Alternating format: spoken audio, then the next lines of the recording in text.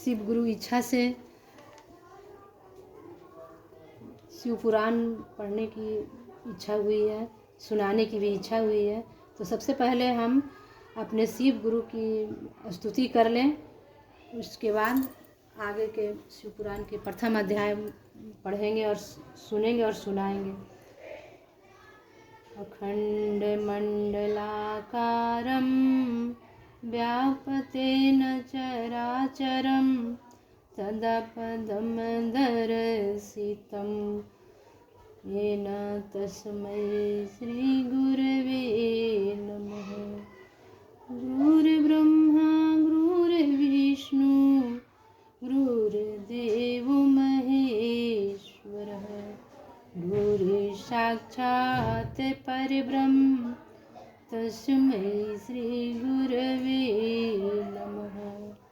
जगद्गुरु अयं नमस्तुभ्यं शिवाय शिवदया च जोगीन्द्रनाम च जोगीन्द्र गुरुनाम गुरवे नमः। सर्वमङ्गलमाङ्गल्ये शिवे सर्वार्थे साधिके शरण्ये त्र्यम्बके गौरी नारायणी नमोस्तुते। नमः शिवाय सत्यं पंचीकृते विदे नंदनेका चितानंद घन सतम परमार्थे विभासने। त्वमेव माता च पिता त्वमेव बन्धु च सखा त्वमेव विद्या द्रविणं त्वमेव सर्वं मम देव। कर्पूरे गौरं करुणावतारं संसारे सारं भुजगेन्द्रहारं सदा वसन्तं हृदयेऽरविन्दे भवं भवानी सहितं नमामि। अब हम शिव पुराण के प्रथम अध्याय की शुरुआत कर रहे हैं पढ़ने के लिए। एक समय महर्षि श्री वेदव्यास जी के प्रधान श्री सूत जी, जिन्होंने अपने गुरु की सेवा द्वारा बड़प्पन प्राप्त किया था, नैमिषारण्य नामक वन में भगवान सदाशिव तपस्या कर रहे थे। वे सदैव शंकर जी के ध्यान में मगन रहकर उन्हीं के गुणों का कीर्तन किया करते थे। उन्हीं दिनों संजोग से शौनक ऋषि अपने साथ अन्य बहुत से ऋषियों को लेकर श्री सूत जी के पास आए तथा उनसे इस प्रकार बोले, हे सूत जी, हम लोग संसार रूपी अथाह सागर में डूबे हुए हैं। हमारा परम सौभाग्य है कि आज हमें आपके दर्शन प्राप्त हुए हैं। कुछ समय पश्चात वह युग आने वाला है जिसमें पुराने धर्म नष्ट हो जाएंगे तथा पापाचार में वृद्धि होगी। सब लोग उस धर्म को त्याग कर कुमार्ग पर चलने लगेंगे। चारों वर्ण इस प्रकार अपने कर्मों से पतित हो जाएंगे कि ब्राह्मण वर्ण खेती करने लगेगा। ब्राह्मण छल छिद्र में अत्यंत चतुर होंगे और अपने धर्म को भुला बैठेंगे। क्षत्रिय भी अपने जाति धर्म को त्याग कर युद्ध क्षेत्र से विमुख हो पलायनवादी बन जाएंगे तथा चोरी करने में अत्यंत चातुरी का प्रदर्शन करेंगे। वे शूद्रों के समान कर्म कर उठेंगे और उसी अवस्था में रहकर प्रसन्नता का अनुभव करेंगे। गौ की रक्षा करना वे छोड़ देंगे। इस प्रकार क्षत्रिय जाति अत्यंत अन्यायी एवं दुखदायी हो जाएगी। इसी प्रकार वैश्य भी अपने श्रेष्ठ धर्म को त्याग कर पाप कर्मों द्वारा धन का संचय करेंगे एवं उत्तम मार्ग को ठुकरा देंगे। इसी प्रकार शूद्र भी अपने धर्म को त्याग कर ब्राह्मणों का कर्म करने की चेष्टा करेंगे। शूद्रों द्वारा इस प्रकार विपरीत कर्म किए जाने पर ब्राह्मणों का तेज नष्ट हो जाएगा। ऐसी दशा में संपूर्ण प्राणियों की आयु भी कम रह जाएगी। संसार में जब इस प्रकार का अधर्म बढ़ जाएगा और जाति बंधन नष्ट प्राय हो जाएगा, उस समय भिक्षुकों द्वारा भिक्षा मांगे जाने पर भी उन्हें कोई कुछ दान नहीं देगा। वर्ण संकर मनुष्य अपने को उच्च कुलीन समझकर और लोगों को हे दृष्टि से देखेंगे। स्त्रियां भी दुष्ट प्रकृति वाली बनकर अपनी पति की सेवा से विमुख हो जाएंगी। ऐसी अवस्था में संतान भी अपने माता पिता से प्रीति करना त्याग देगी। मनुष्यों में संयम, जप, तप तथा शील नष्ट हो जाएगा। ऐसी अवस्था में प्रतिदिन सत्य और शौच का अभाव होता जाएगा। हे सूत जी, ऐसे घोर कली काल में लोग तपस्वियों को केवल इसलिए सम्मान देंगे कि वे उनके पुत्र आदि उत्पन्न होने की कामना को पूर्ण करने में सहायता प्रदान करेंगे। इस युग में केवल बालों को संभाल लेना ही सुंदरता का लक्षण होगा और अपने पेट को भर लेना ही सबसे श्रेष्ठ कार्य समझा जाएगा। भला आप ही बताइए कि ऐसे घोर समय में कली युगवासी जीव किस प्रकार मुक्ति प्राप्त कर सकेंगे। वे अपने पापों तथा सहस्त्रों दुष्कर्मों को भस्म कर सत्य पथ को अपनाने में किस प्रकार समर्थ हो सकेंगे।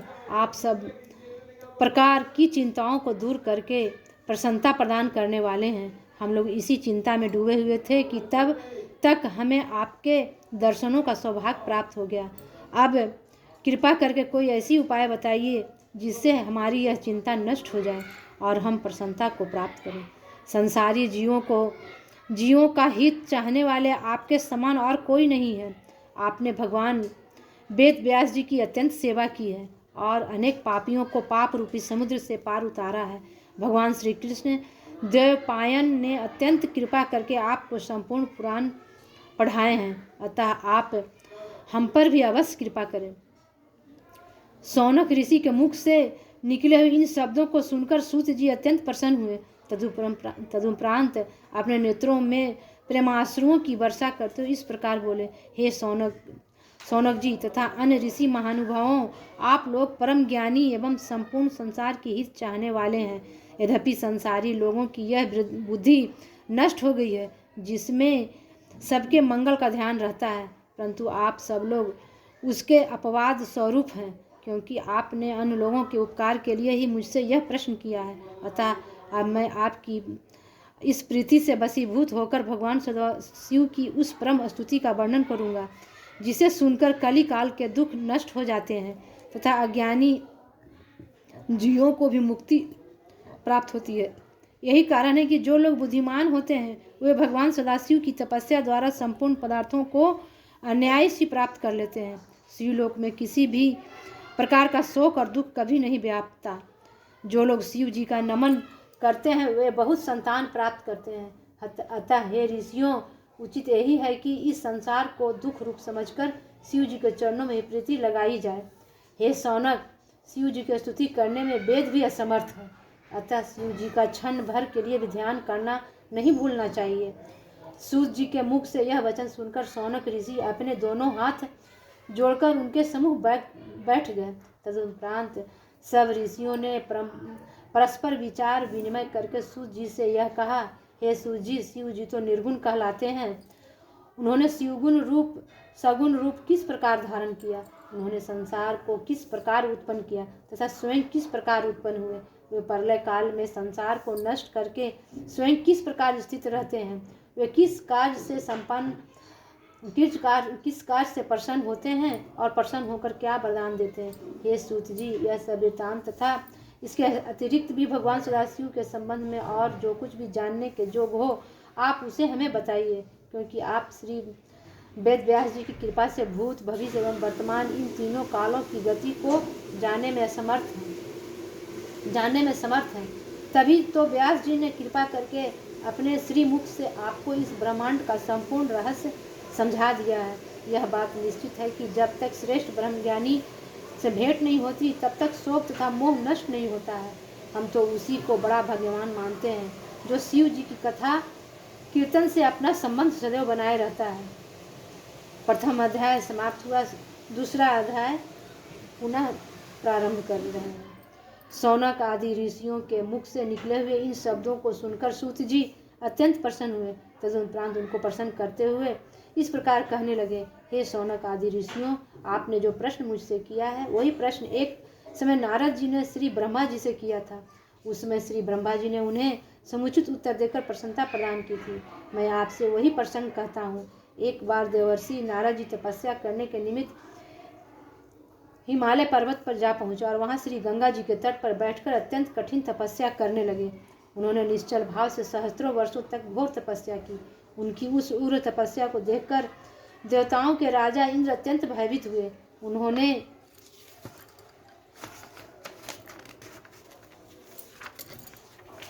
उन्होंने यह समझा कि नारद जी मेरे इंद्रासन पद की प्राप्ति के लिए ही संभवतः ऐसी कठिन तपस्या कर रहे हैं। अस्तु इंद्र ने भयभीत होकर यह विचार किया कि मुझे किसी प्रकार नारद जी की तपस्या में विघ्न डाल देना चाहिए। यह निश्चय करके उन्होंने अपने मित्र कामदेव को अपने पास बुलाया। जब कामदेव उनके पास आ गया तब उन्होंने उसे संबोधित करते हुए यह कहा, हे मित्र, तुम्हारी सहायता से मैंने अनेक अहंकारियों के अहंकार को नष्ट किया है। इसमें देवर्षि नारद जी हिमालय पर्वत बैठे हुए हैं, शिव जी की तपस्या कर रहे हैं। मुझे भय है कि कहीं वे अपनी तपस्या द्वारा मेरे इंद्रासन को न छीन लें। अतः तुम कोई ऐसा उपाय करो जिनसे नारद जी की तपस्या भंग हो जाए। सूत जी बोले, हे ऋषियों, इंद्र के मुख से निकले इन शब्दों को सुनकर कामदेव ने कहा, उन्हें मनोकामना सिद्धि का विश्वास दिलाते हुए नारद जी पर विजय पाने के हेतु अपनी संपूर्ण सेना को तैयार किया। तदुपरांत उसने नारद जी के सम्मुख पहुंचकर वहां चारों ओर अपनी माया फैला दी। कामदेव के प्रभाव के कारण उस निर्जन स्थान में भी जो अनेक प्रकार के पुष्प खिल उठे एवं कोकिल आदि पक्षी अपनी मीठी बोली से सबका ध्यान अपनी ओर आकर्षित करने लगे। हृदय में कामदेव को जगाने वाली तीनों प्रकार की शीतल मंद सुगंध वायु बहने लगी। अपनी इस विजयिनी सेना को देखकर कामदेव के हृदय में अत्यंत प्रसन्नता हुई। वह अपनी शक्ति भर जो कुछ कर भी कर सकता था उसे कर चुका, परंतु उसके कृत्यों से नारद जी का मन तनिक भी विचलित नहीं हुआ। हे ऋषियों, नारद जी का मन विचलित न होने का जो कारण था उसे मैं आपको सुनाता हूँ। कारण केवल यही था कि जिस स्थान पर नारद जी बैठे हुए तपस्या कर रहे थे उसी स्थान पर एक बार पहले सदाशिव ने कामदेव को जलाकर भस्म कर दिया था। तदुपरांत उसे जीवित होने का वर देखकर यह कहा था कि इस अन्य स्थानों पर तेरा प्रभाव भले ही हो, परंतु इस स्थान पर कोई भी प्रभाव नहीं हो सकेगा। यही कारण था कि जिससे कामदेव निराश एवं लज्जित होकर इंद्र के पास लौट गया और उन्हें अपने निष्फल मनोरथ होने का सब वृत्तांत कह सुनाया। कामदेव की बात सुनकर देवराज इंद्र की सभा के संपूर्ण सभासद नारद जी की स्तुति एवं प्रशंसा करने लगे। हे ऋषियों, इधर अपनी तपस्या के पूर्ण हो जाने पर नारद जी को जोग दृष्टि द्वारा जब यह ज्ञात हुआ कि उन पर विजय प्राप्त करने के लिए यहाँ कामदेव आया था, परंतु वह असफल मनोरथ होकर लौट गया है, तो उनके हृदय में कुछ अहंकार उत्पन्न हो गया। उन्होंने यह समझा कि वे कामदेव से अधिक शक्तिशाली हैं। इस रहस्य को वे नहीं जान सके कि यह मेरा नहीं अपितु इस तपोभूमि का प्रताप है। अस्तु नारद जी अपने तपोबल पर अत्यंत गर्व करते हुए वहां से उठकर शिव जी के पास जा पहुँचे और अत्यंत प्रसन्न होकर उन्हें अपनी तपस्या का सब हाल सुनाने लगे।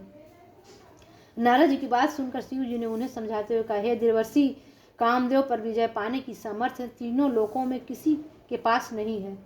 तुमने मुझसे यह बात कही है, परंतु मैं तुम्हें समझाता हूँ कि तुम विष्णु लोक में जाकर इस बात को मत कह बैठना। तुम इस बात को अपने मन में गुप्त ही रखना। हे ऋषियों, अहंकार में डूबे नारद जी को शिव जी की यह बात अच्छी नहीं लगी। अस्तु वे उनसे विदा लेकर ब्रह्मा जी के समीप जा पहुँचे। वहाँ भी उन्होंने अपनी प्रशंसा करते तपस्या तथा कामदेव पर विजय पाने का वृत्तांत कह सुनाया। अपने पुत्र नारद के इस अहंकार को देखकर ब्रह्मा जी ने भी भगवान सदाशिव की भांति उन्हें बहुत कुछ समझाया, परंतु नारद जी के हृदय में अहंकार अपना घर कर बैठा था, इसलिए पिता का समझाना भी उन्हें अच्छा नहीं लगा और वे वहाँ से उठकर विष्णु लोक में जा पहुँचे। नारद जी को आया हुआ देखकर भगवान विष्णु ने अपने आसन से उठकर उन्हें अपने कंठ से लगाते हुए पूछा, हे देवर्षि, अब तक आप कहाँ रहे हैं? यह सुनकर नारद जी ने अपनी तपस्या कामदेव पर विजय प्राप्त करने का संपूर्ण वृत्तांत उनसे भी कह दिया। यह समाचार सुनकर भगवान विष्णु शिव जी की इच्छा समझकर मन ही मन हंसते हुए बोले, हे नारद जी, जो मनुष्य ब्रह्मज्ञानी नहीं है और पर ब्रह्मा की आराधना से रहित है, उन्हीं के हृदय में मोह की उत्पत्ति होती है। आप तो ब्रह्मचर्य व्रत धारण करने वाले हैं, तब भला कामदेव आपका अनिष्ट कैसे कर सकता है? भगवान विष्णु के मुख से इन शब्दों को सुनकर नारद जी और भी अहंकार में भर गए तथा इस प्रकार अभिमान पूर्ण वचन बोले, हे प्रभु, मुझे यह शक्ति आपकी कृपा से ही प्राप्त हुई है। हे ऋषि, इतना कहकर नारद जी भगवान विष्णु से विदा लेकर चल दिए। उस समय भगवान सदाशिव अपने हृदय में यह इच्छा की कि मुझे नारद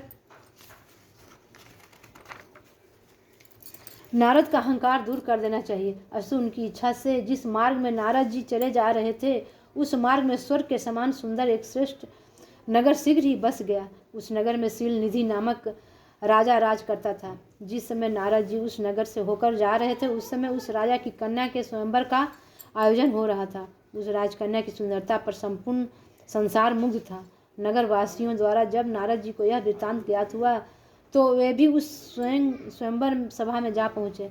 अब राजा शीलनिधि ने अपनी सभा में नारद जी को पधारते देखा तो उसने आगे बढ़कर उनका अत्यंत सम्मान किया। फिर उन्हें ले जाकर अपने आसन पर बैठा दिया। इसके उपरांत उस राजा को ने अपनी परम सुंदर कन्या को भी बुलाकर नारद जी के सम्मुख उपस्थित कर दिया। बहुत समय तक नारद जी उस कन्या के अनुपम स्वरूप को पलक दृष्टि से देखते रहे। तदुपरांत जब उन्होंने उस कन्या के लक्षणों का विचार किया तो यह पाया कि जो भी मनुष्य इस कन्या का पति होगा वह संसार में अमर होकर अक्षय कीर्ति को प्राप्त करेगा और युद्ध में कभी किसी से भी परास्त न हो सकेगा। कन्या की इस लक्षणों को विचार कर नारद जी वहाँ से उठकर अपने मार्ग पर फिर चल दिए, परंतु इस समय उनका मन काम से वशीभूत होकर उस कन्या को स्वयं प्राप्त करने को ललायित हो रहा था। इस प्रकार वे अपनी बुद्धि के विपरीत कामदेव को जाल में फंस गए। उन्होंने यह भी विचार किया कि जब तक मैं सुंदर नहीं हूँ तब तक मुझे उस कन्या का मिलना असंभव है, क्योंकि स्त्रियाँ सुंदरता को अधिक प्यार करती हैं। अस्तु मुझे यह उचित है कि मैं भगवान विष्णु से उनकी सुंदरता मांग लूँ और राजकुमारी को मोहित कर अपने साथ विवाह करने के लिए उसे तैयार कर लूँ। हे ऋषियों, इस प्रकार निश्चय करके नारद जी वहीं मार्ग में एक स्थान पर बैठकर श्री विष्णु का ध्यान करते हुए यह प्रार्थना करने लगे कि हे प्रभु, संसार में आपके समान मेरा हित अन्य कोई नहीं है। अस्तु आप यहीं प्रकट होकर मेरे मनोरथ को पूर्ण करें। नारद जी की इस प्रार्थना को सुनकर श्री विष्णु उसी स्थान पर प्रकट हो गए।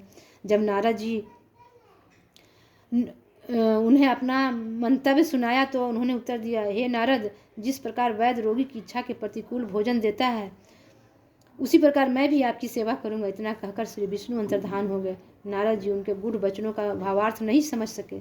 अस्तु नारद जी का संपूर्ण शरीर श्री विष्णु जैसा हो गया, परंतु उनका मुख बंदर जैसा बना रहा। नारद जी वहाँ से उठकर शीघ्रतापूर्वक पुनः राजसभा में जा पहुँचे।